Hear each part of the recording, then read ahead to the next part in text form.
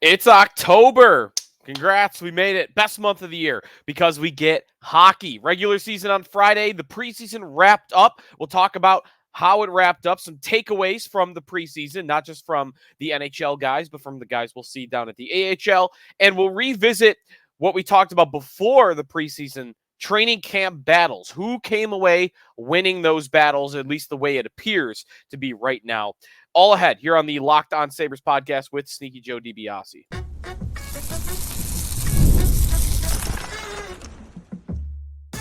You're Locked On Sabres, your daily podcast on the Buffalo Sabres. Part of the Locked On Podcast Network, your team every day. And thanks for making Locked On Sabres your first listen every day. We are free and available wherever you get your podcast. That includes our YouTube channel where you can watch the show, part of the Locked On Podcast Network, your team every day. Today's episode is brought to you by Gametime. Download the Gametime app, create an account, use code LOCKEDONNHL for $20 off your first purchase. Sneaky Joe DiBiase coming to you today on a day in October. October is here. I think it's the best month. It's definitely the best sports month because you have NFL football. You've got the NHL firing up. The NBA will get going in a couple of weeks. Playoff baseball is already rocking and rolling. College football. You kind of have everything. Is it the only month of the year where you have truly everything? Like, what don't you have? You don't have golf, I guess. Although some years you might have the Ryder Cup in October, but I guess you don't have golf. You do have fall golf, though. You have fall golf for us amateur players, but you don't have the PGA. Anyways, lot to get to today on the Buffalo Sabres and some league news to get to as well. I want to dive in on the totality of the Sabres preseason now that it is all wrapped up for both teams. The team that went over in Europe, the team that's been playing their games over here, both getting similar results. Very impressive on both fronts.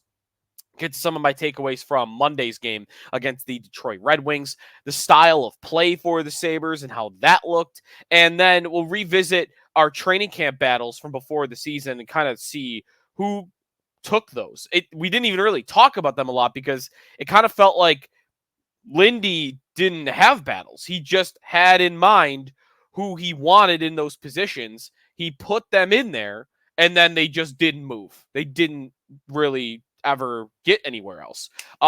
Interesting comment by Jason Zucker, though, that I want to get to a little bit later on this. So, lot to get to today on today's show at Sneaky Joe Sports. If you want to follow me on Twitter, season's approaching, and I have seen that we've had some listeners that were subscribers to our text line that are revisiting our text line.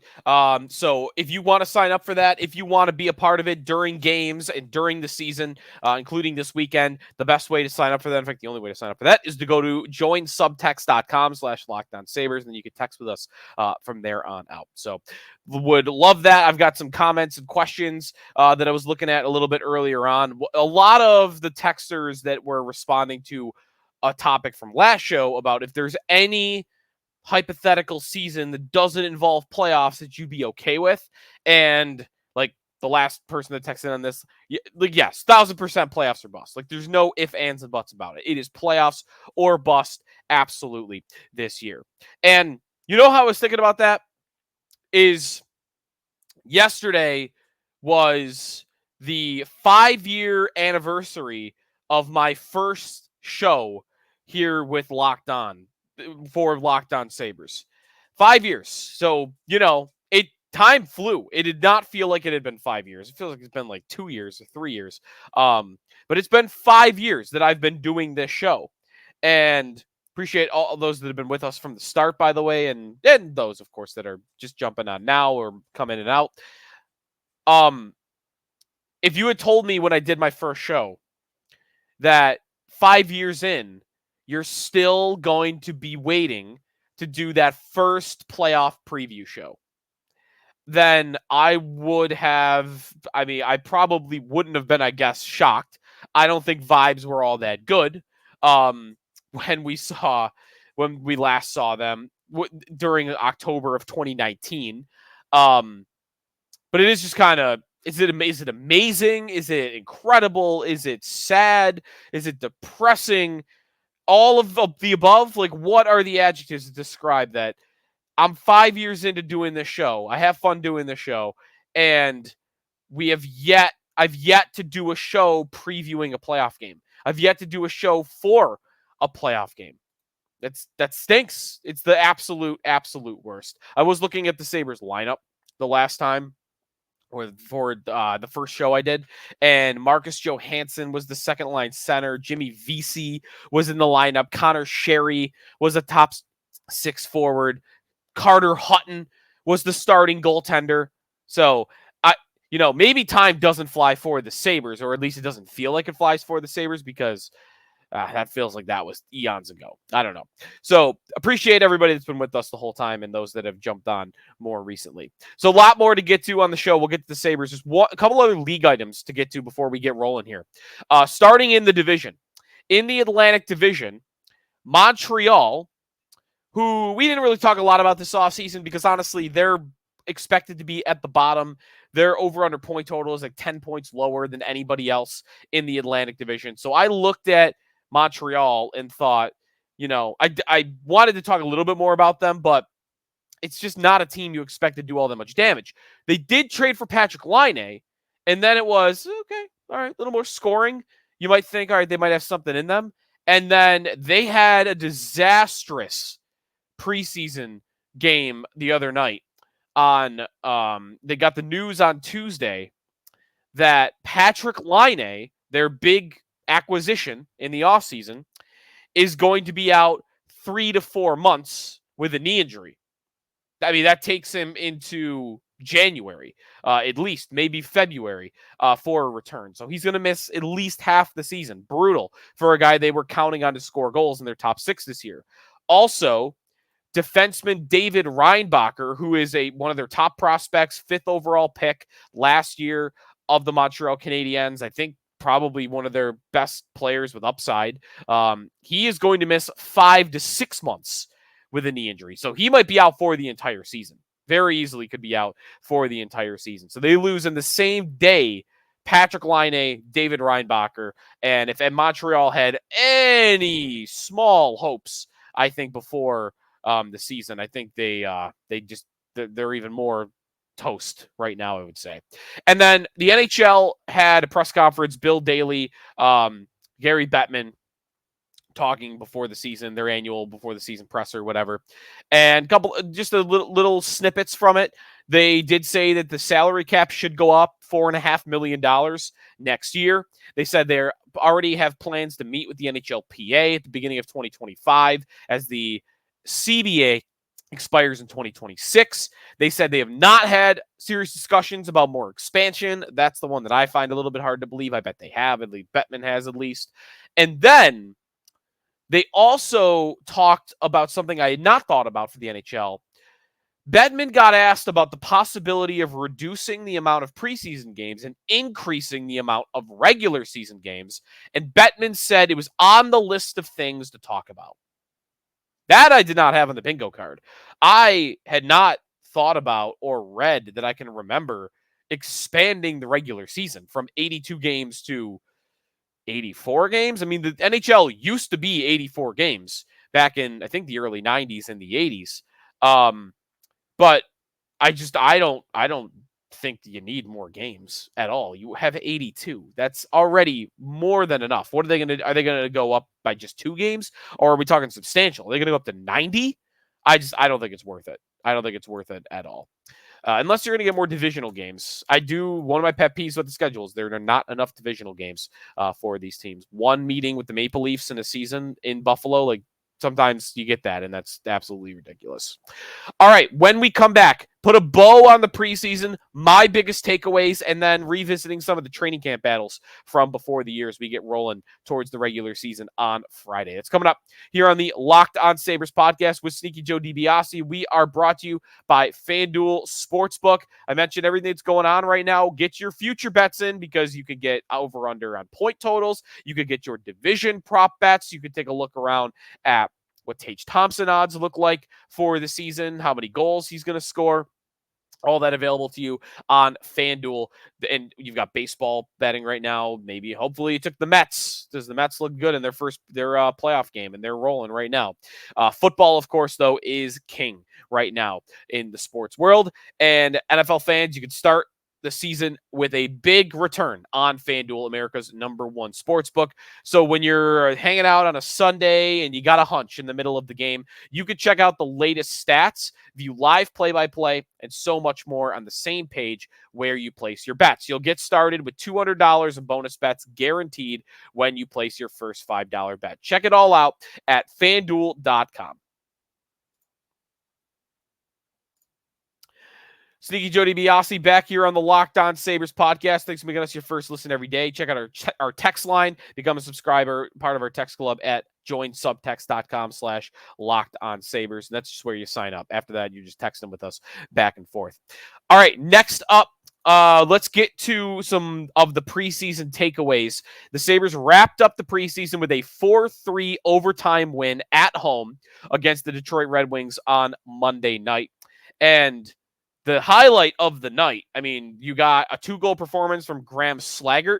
I had one texter ask about him because he looked good, and it's just not somebody I'm thinking about. He's a 25-year-old that has not appeared in the NHL, that played more than half a year for the Amherst last year and had 6 goals and 6 assists. He looked good in the preseason. I won't disagree with you there, but not someone that I would expect to ever play a game for the Sabres, which is fine. You could make a living being a really, really good AHL player, and maybe he could be that. The big moment in Monday's game, other than the Sabres, by the way, again, dominating. 44-21 were the shots in this game. I think, though, kind of like the Sabres in this game, you did not see many NHLers for the Detroit Red Wings. Like a couple, but very few. Maybe one or two was about it. How about Consta Hellenis? Overtime winner. Yes, on the power play. So a little bit more helpful to him. But a booming one-timer from the point was the goal that you saw from Hellenis. So a nice moment to see from him. He gets on the scoreboard in the preseason. He was someone that I would say looked okay and never really looked out of place for me, playing against a lot of AHL guys, and I would expect he's going to go down to the AHL and he's going to do just fine. He did not, though, look so impressive that I'm thinking, oh, this guy's got to be in the NHL at some point this year. Not really on my radar for Hellenis. To me, Noah Ostlund is definitely that guy. If there's a prospect that surprises and at some point during the year gets a call-up and then maybe even sticks from that call-up, I would bet Ostlund is going to be the guy just from watching the preseason more than Consta Hellenis. Victor Nuchev, by the way, gets on the board with a goal in the preseason as well, scoring in the first period for Buffalo. So they win 4-3 in overtime, which means between both teams, if you include the exhibition game against Red Bull Munich, which, hey, I'm kind of inclined to do, how different is the Red Bull Munich team than that team that Detroit put out on the ice on Monday? You know, it's an AHL team versus a German team. I mean, AHL team's better, but it's not like it's leaps and bounds better. So the Sabres go 6-1 in the preseason and outscore their opponents 28-11. They were dominant in the preseason. And if you do want to focus more on the NHL guys, which is something that like I would rather do too, you had them in 3 games outscoring opponents 18-4. They should do that because they were playing lower competition, the German team, and then they had some games early against not full NHL squads either. But 18-4 is what you should do to teams like that. So they did the job. They absolutely looked the part. They looked impressive. Should we take the preseason pledge, though? That's the thing I don't know. The other preseason takeaway that I really have is their style of play. I think you saw the balance that from both teams that you're expecting from a Lindy Ruff team this year. Lindy Ruff, I do not expect at all to staple Rasmus Dahlin to the blue line and not allow him to really jump up in plays. I do not expect him to have a team that doesn't take chances. I think it's going to be somewhere in the middle from your last 2 head coaches. You had an ultra conservative, defensive, stagnant style with Ralph Kruger. You had a fast, fun, goal scoring, take chances, make mistakes, you're okay type of style with Don Granato. The opposite ends of the spectrum for the last two head coaches. My gut said Lindy Ruff was going to be right down the middle. He was going to be smack dab in the middle of these two things. He was going to be balanced. They were going to be more disciplined, but they were still going to be a team that took chances. They still were going to be a team that tried to score goals, especially when their top six is out on the ice. And that is exactly what we saw in the preseason. They did dominate possession, which helped with this. But when there was a time to jump up in a play, Sabre defensemen didn't look afraid to do it. They didn't look like they thought, oh, if I make a mistake here, jumping up, I'm going to get reprimanded when I get to the bench. I mean, Lindy's going to do some of that, no doubt. He had them doing push-ups, right, at practice. But I do not think he is going to be this giant drill sergeant.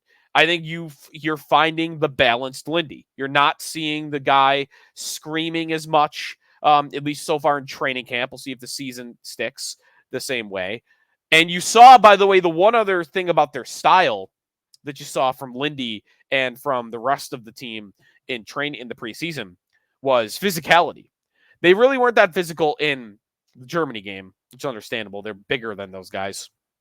But all their other preseason games, they looked physical. They looked like the more physical team in a lot of them. I think once the B squad got up there, you have more kids, you got more prospects. And of course, you didn't see as much of it. You saw the veterans playing that way.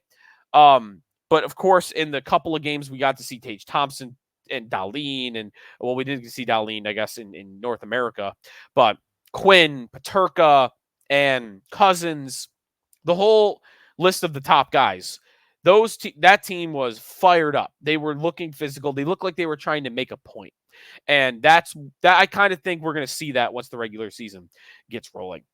When we come back, where did we end up on training camp battles? Let's revisit that because I'm very happy with where we ended up, but they didn't even really look like battles. That's coming back here on the Locked On Sabres podcast. We're presented here on the show by Gametime. All right, so we are just over a week from tomorrow is the home opener. The home opener against the LA Kings. And if you want to be at that game, you can. Check it out, though, on the Gametime app. It's where you're going to find your best prices. It's where, I mean, they've got a bunch of different ways for you to save money. They've got their super deals. They've got their zone deals. There's just if you want to buy tickets close to the event, the ticket price go down a little bit usually, and you can check that all out on Gametime because they have tickets available right up to the start of the event, sometimes even after the event has begun. Check it out on the Gametime app. They have a new feature also called Gametime Picks. Makes getting tickets for your favorite live event even easier because Gametime Picks filters out all the fluff,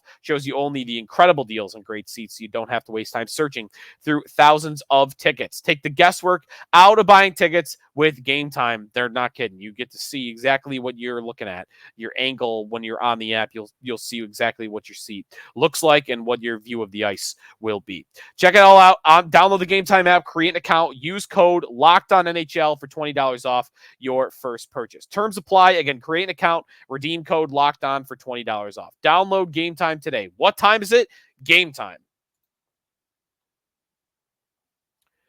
Last segment here on the Locked On Sabres podcast. Sneaky Joe DiBiase. You'll have my season preview predictions coming your way tomorrow on the Locked On Sabres podcast for the Sabres, but I'll have for the entire Eastern Conference coming your way tomorrow.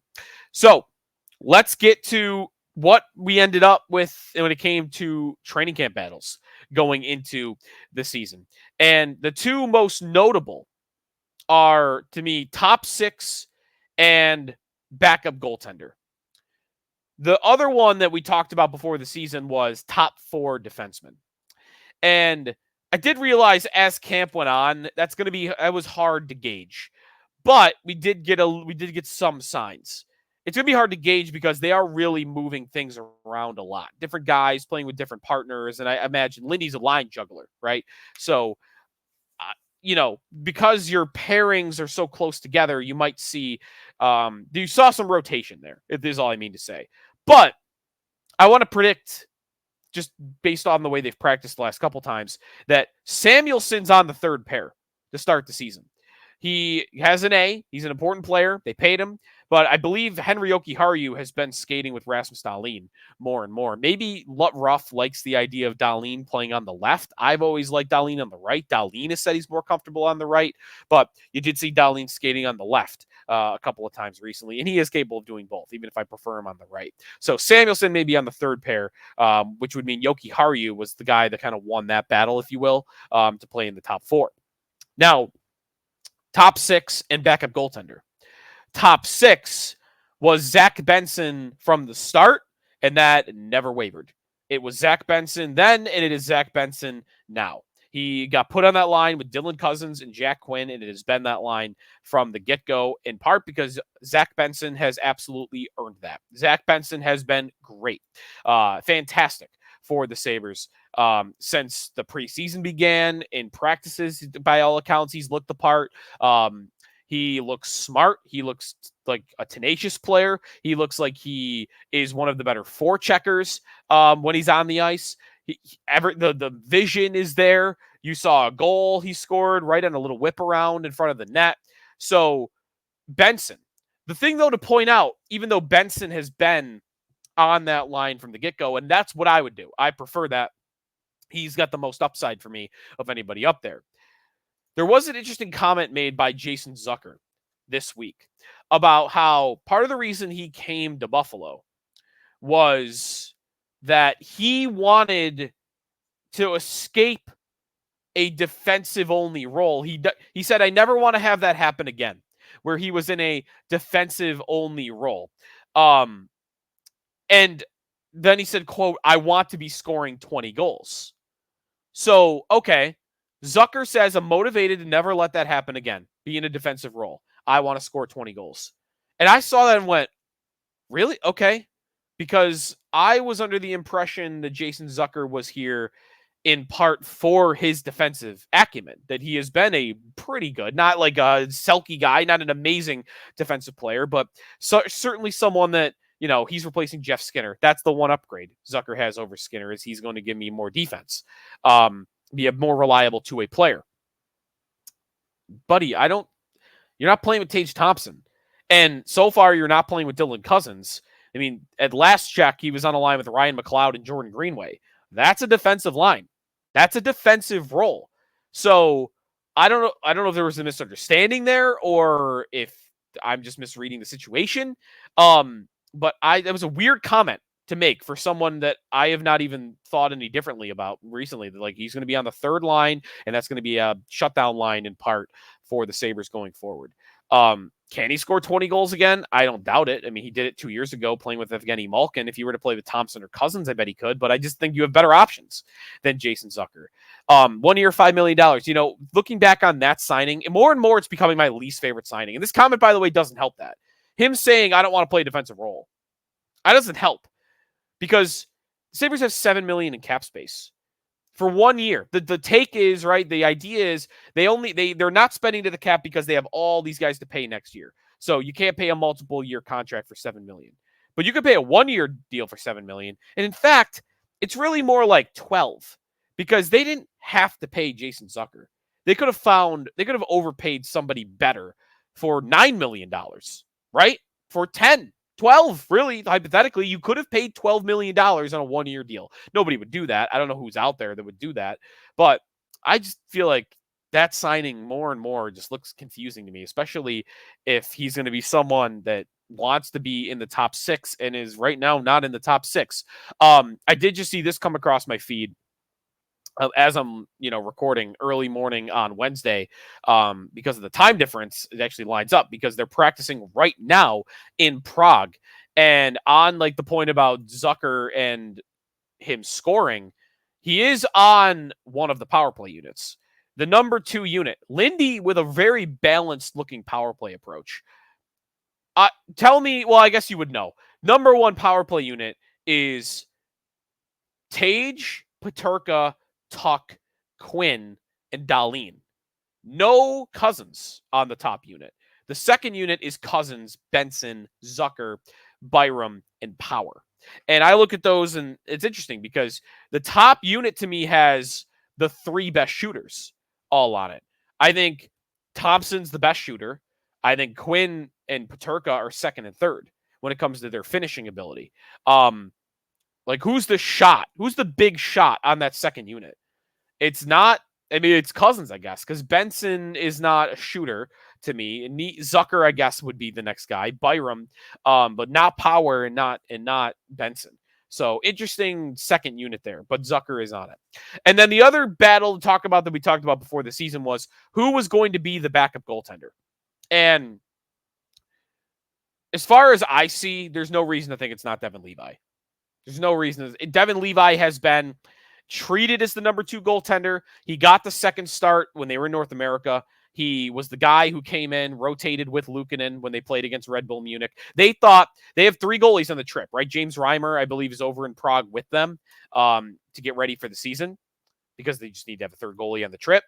And they got there and they played that game against Red Bull Munich. And who were the 2 goalies they thought needed reps? They thought Luukkonen needed reps, and they thought that Levi needed reps. So I was wondering about that. I'm not completely solid in thinking that it's Levi. I'm like 98% sure, though, just for the mere fact that Reimer is still on the trip. And I just wonder if Levi had a bad start, if they would come back to North America and then want to put him in Rochester. But I don't think it's going to happen. I think Levi's going to be their backup goaltender. He's going to end up playing like 30-plus games on the season. And look good. I mean, I thought he looked fine, good, really good when they played Columbus a couple weeks ago. And then when he played his period and a half against Red Bull Munich, he wasn't tested all that much, but he turned away every shot that he saw. So Devin Levi is the number 2 goaltender, and I'm very, very happy to see that. All right, it's going to do it for us today here on the Locked On Sabres podcast. Got a comment or a question? On our next show, we will have a mailbag edition. I do want to focus, though, on projections. Give me your projection. How many points do you think the Sabres are going to have this year? We'll run through them. I want to do an average. That's really why I want a lot of them. Give me your point total. Text it in, tweet it in if you want. You can put it in the comment section on our YouTube channel. How many points are the Buffalo Sabres going to get this year? And I'm going to go through all of them, and I'm going to average it out to see where our listeners think the Sabres are going to end up. Thanks for listening today to the Locked On Sabres podcast. Making us your first listen. Be sure to check out the Locked On NHL podcast if you're looking for more of a league-wide perspective going into the season.